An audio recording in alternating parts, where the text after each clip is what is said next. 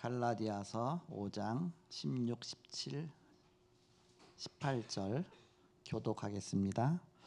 갈라디아서 5장 16절을 제가 먼저 읽겠습니다. 내가 이르노니 너희는 성령을 따라 행하라. 그리하면 육체의 욕심을 이루지 아니하리라. 육체의 소욕은 성령을 거스르고 성령은 육체를 거스르나니 이 둘이 서로 대적하므로 너희가 원하는 것을 하지 못하게 하려 함이라. 같이 읽습니다. 너희가 만일 성령의 인도하시는 바가 되면 율법 아래에 있지 아니하리라. 아멘. 육체의 소욕은 성령을 거스르고 성령은 육체를 거스르나니 이 둘이 서로 대적하므로 너희가 원하는 것을 하지 못하게 하려 함이니라. 사실적으로 맞죠. 우리가 육체의 소욕과 성령의 소욕이 서로 싸우죠. 그래서 서로 대적한다. 그래서 우리는 성령 인도 받아야 된다. 오늘 제목이 성령 하나님은 우리를 위해서 무엇을 하시는가, 그런 제목입니다.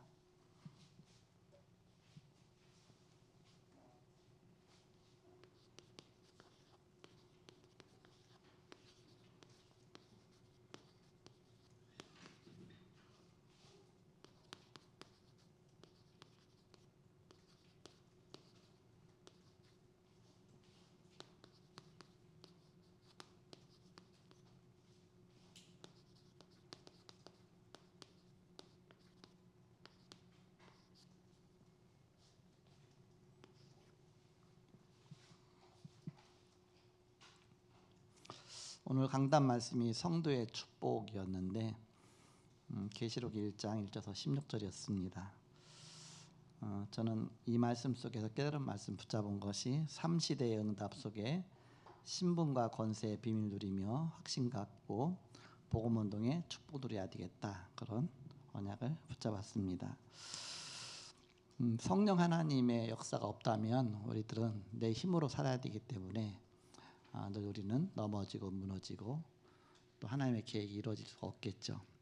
그러나 성령 하나님 역사하시기 때문에 우리가 연약해도 괜찮다. 어떤 면에서 보면 연약할수록 하나님은 더 역사하실 수 있죠. 우리 구원의 역사도 나의 힘이 아니라 성령의 역사로 하기 때문에 우리는 완전히 보증되어 있는 것이죠. 인천론이라 씁니다. 성령으로 인천론이라. 우리는 확신 갖고 나가는 것입니다. 성령 하나님 무엇을 하시느냐? 첫 번째, 성령께서 하시는 일.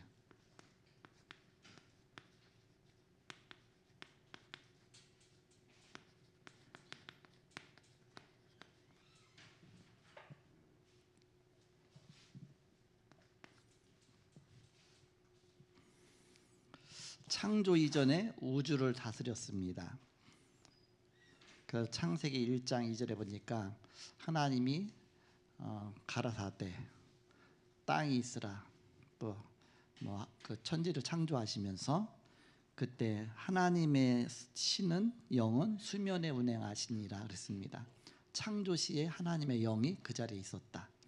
그래서 성부, 성자, 성령 하나님, 삼위 하나님은 바로 한 하나님이시죠. 구약에도 계셨고 신약에도 계셨고 말세 시대 때도 동일하게 역사하시죠.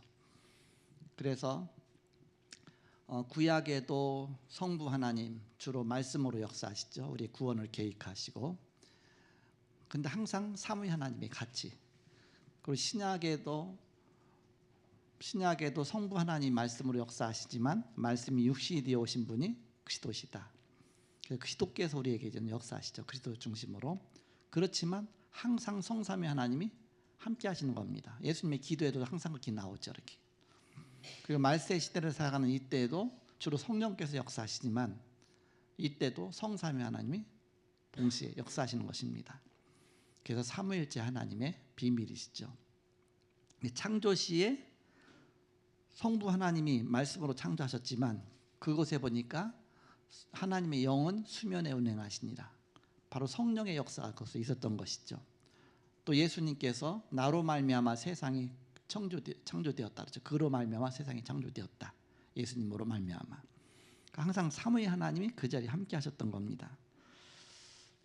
창조 때 또 성령이 함께 하셨던 겁니다. 창세기 1장 26절에 보니까 우리가 우리 모양대로 우리란 복수를 썼습니다. 그건 성부, 성자, 성령을 말하는 것이죠.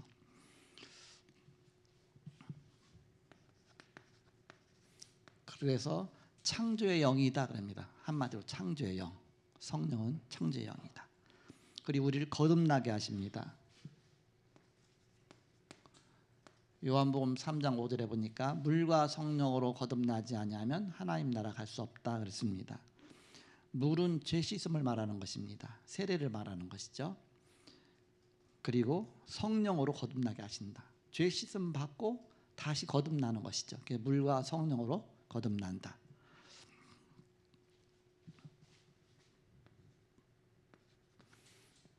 그리고 성령은 모든 사람 안에 거하십니다. 고린도전서 3장 16절에 너희가 하나님의 성전인 것과 하나님의 성령이 너희 안에 거하시는 것을 알지 못하느냐 그렇습니다. 우리를 성전 삼으시고 우리 안에 영원히 내주하신다.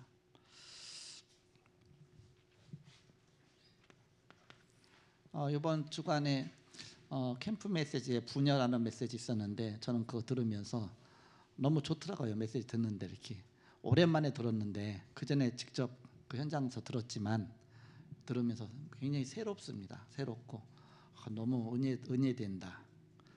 그래서 캠프 메시지가 항상 이렇게 은혜 드는 메시지만 어떻게 골라서 하는가 신기하다. 저는 그런 생각을 했습니다. 성령 하나님은 우리를 인치십니다. 도장을 탁 찍었죠.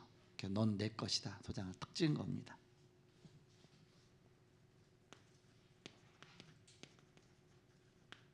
우리를 인치셨다 그렇습니다. 에베소서 1장 13절에 보니까 너희도 구원의 복음을 듣고 그 안에서 약속의 성령으로 인치심을 받았으니, 에베소 4장 30절에 보니까 하나님의 성령을 근심하게 하지 말라. 그 안에서 구원의 날까지 너희가 인치심을 받았느니라. 우리 구원의 도장을 탁 찍은 겁니다. 바꿀 수 없는, 변개치 못하는, 변치 않는 구원의 축복. 그리고 성령은 모든 그리스도인이 그의 후사이심을 보증하십니다.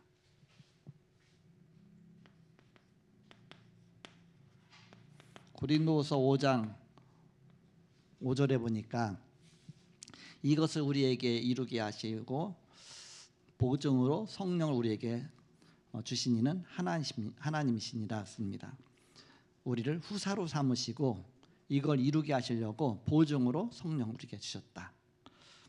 그리고 성령은 헌신하고자 하는 모든 그리스도인을 충만케 하십니다.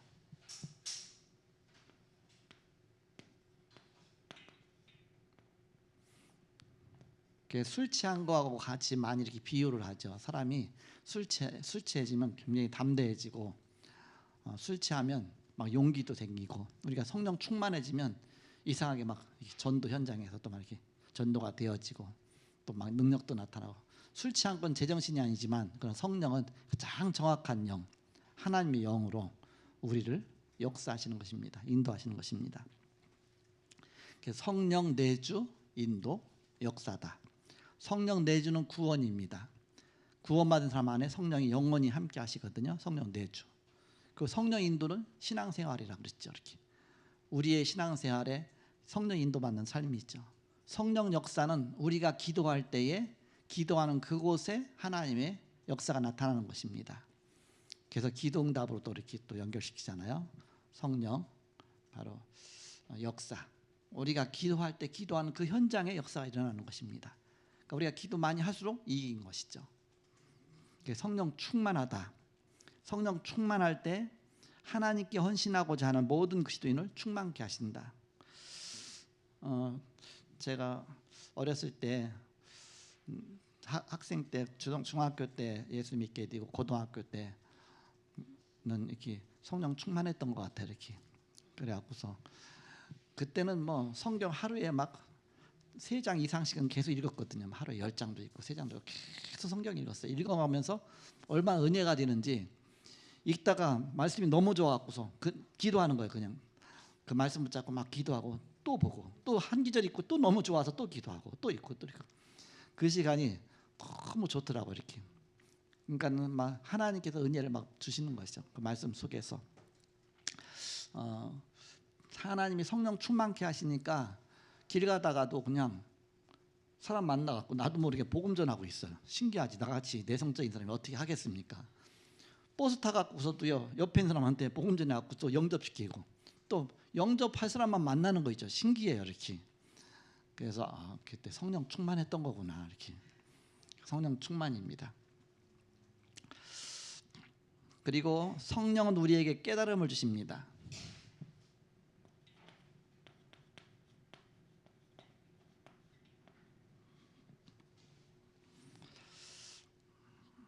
고린도서 2장 11절에 보니까 하나님의 일도 하나님의 영 외에는 아무도 알지 못하느니라. 하나님의 일을 누가 알겠습니까? 하나님의 영은 알겠죠. 그러니까 성령이 하나님의 소원을 알게 하시는 겁니다. 우리를 통해서.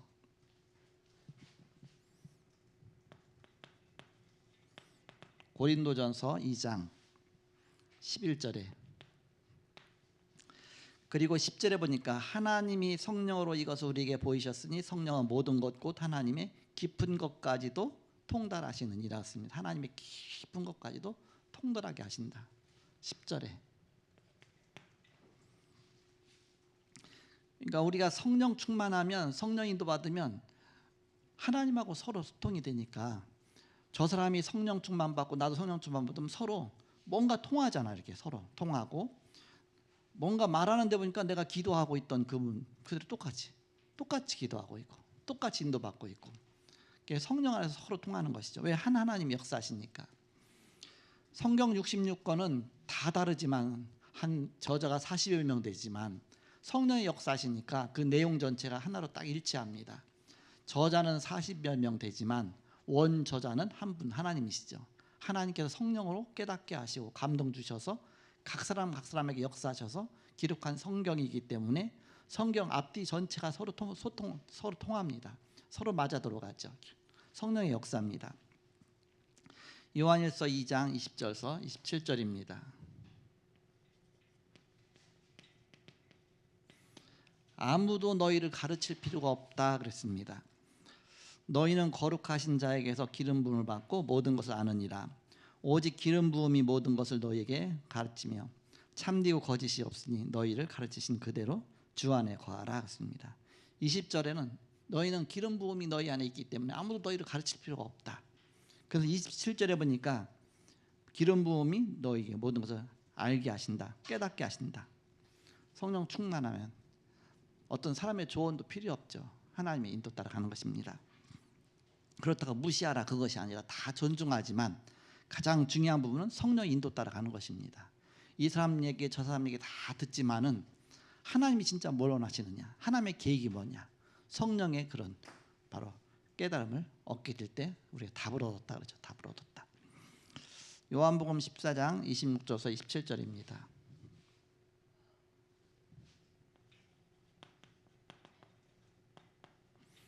성령께서 생각나게 하시고 깨닫게 하시고 보혜사 곧 아버지께서 내 이름으로 보내실 성령 그가 너희에게 모든 것을 가르치고 생각나게 하리라 그랬습니다. 저는 다락방 하다 보면 이게 다락방 뭐 전도학교 가고 신학원 가고 그래서 계속 배웠던 게 다 까먹은 것 같았어요. 그런데 다락방 가서 메시지 전하다 보면 나도 모르게 막 나오는 거예요. 아니 다 잃어버리고 생각도 안 했었는데 그 시간에 그 메시지가 막 나오는 거예요. 그래서 신기하다. 한 번 들었던 건데 여기 아주 딱 맞게끔 그 메시지가 막 나오는 거 보면서 성령께서 깨닫게 하시고 가르치시고 진리 가운데 인도하시는구나. 그리고 성령은 우리에게 감동을 주십니다.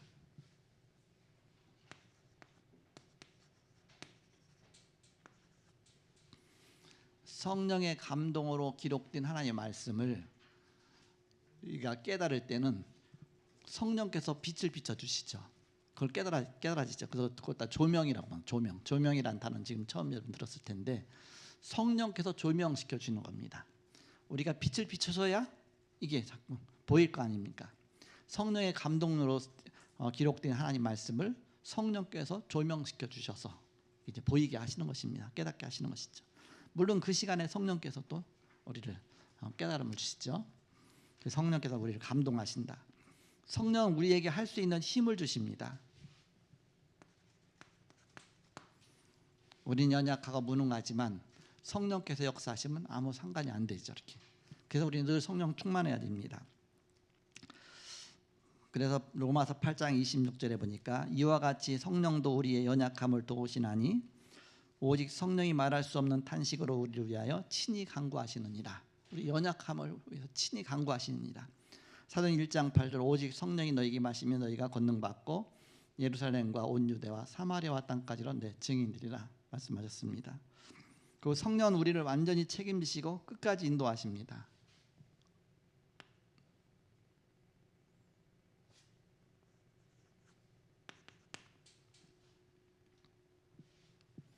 끝까지 인도하신다. 에베소 1장 13절에 너희도 구원의 복음을 듣고 그 안에서 약속의 성령으로 인치심을 받았으니 그렇습니다. 끝까지 우리를 인도하시는 분이시다. 그러면 성령께서 모든 거 다 하시는데 그럼 우리는 그럼 뭘 해야 됩니까? 나는 아무것도 안 하고 가만히 누워 있습니까? 내가 누워 있는 게 성령 인도 받는 것이고 누리는 것입니까? 그게 아니죠. 우리 성령께서 나를 완전히 인도하실 수 있도록 그분께 드리는 겁니다. 그분께 나를 맡기는 겁니다. 성령의 지배권 속에 우리의 생을 맡겨야 됩니다.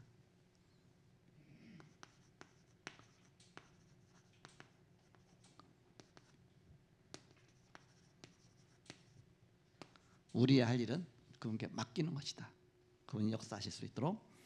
그래서 육체의 소욕을 따라가지 말라 그랬습니다. 갈라디아서 5장 17절에 육체의 소욕은 성령을 거스리고 성령은 육체를 거스르나니 이 둘이 서로 대적함으로 너희가 원하는 것을 하지 못하게 하려 함이니라 했습니다. 그래서 늘 성령의 소욕 따라가라.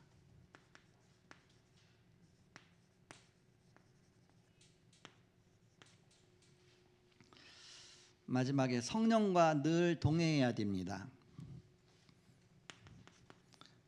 마태복음 18장 18절에서 20절에 무엇이든지 너희가 땅에서 매면 하늘에서도 매일 것이요 무엇이든지 땅에서 풀면 하늘에서도 풀리리라 그랬습니다. 내가 이것을 하고자 하면 하늘에서도 그렇게 도와주신다. 이걸 매고자 하면 같이 매주시고 풀고자 하면 같이 풀어주시고 너희 중에 두 사람이 땅에서 합심하여 무엇이든지 구하면 하늘에 계신 내 아버지께서 그들을 위하여 이루게 하시리라 했습니다. 합심해서 두 사람이 모인 곳에 나도 너희 중에 있느니라 했죠. 두 사람이 모인 곳이 이제 교회입니다. 교회는 한 명 이상이면 그러니까 두 명 이상이면 교회죠. 이렇게 두 명 이상이면 그래서 두세 사람이 땅에서 합심해서 기도하면 내가 그들을 이루게 하시리라 했습니다.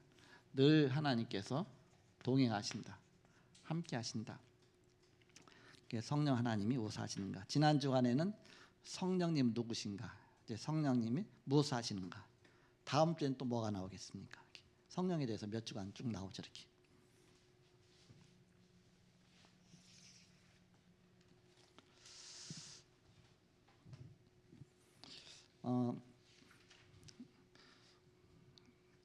작년에 말에 이제 베트남에 가서 순회배를 드렸어요.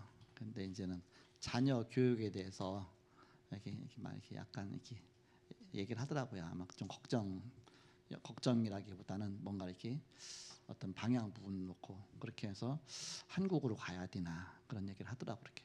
그때 이제 베트남 지켜야지 한국 오면 되겠냐 그런 쪽으로 해서 이렇게 얘기를 했는데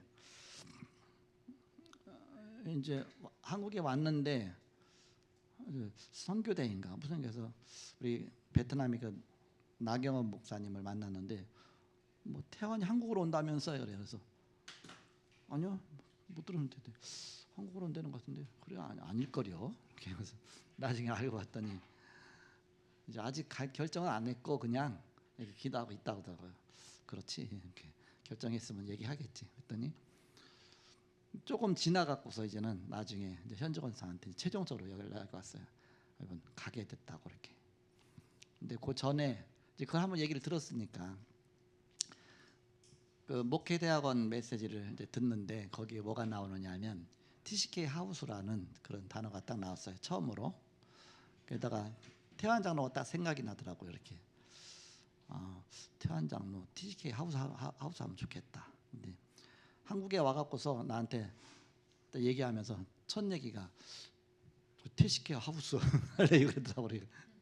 그래서 그 메시지를 이제 그때는 이제 벌써 메시지가 핵심에도 나오고 막 여기 나오더라고 이렇게 한자. 그러니까 그 메시지를 딱 붙잡았나 봐요.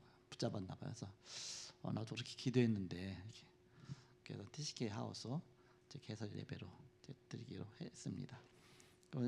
이번 며칠 전에 우리 배유영 집사가 갑자기 전화와 이제 문자가 온 거죠. 이번에 순회 예배 못 하게 됐어요.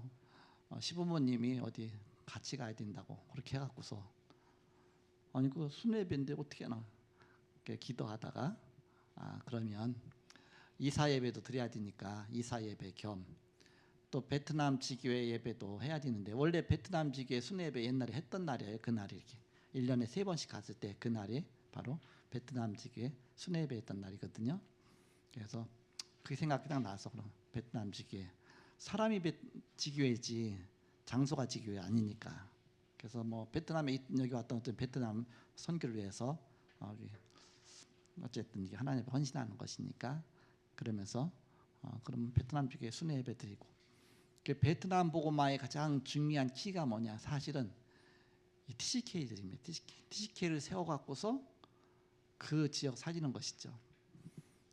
그래서 지금 베트남 인만을 이렇게 그 장로님이 이제 저기가 됐잖아요. 이렇게 사역자가 돼갖고서 이제 목회 안수 받아서 거기 이제 개척해서 이제 사역하고 있잖아요.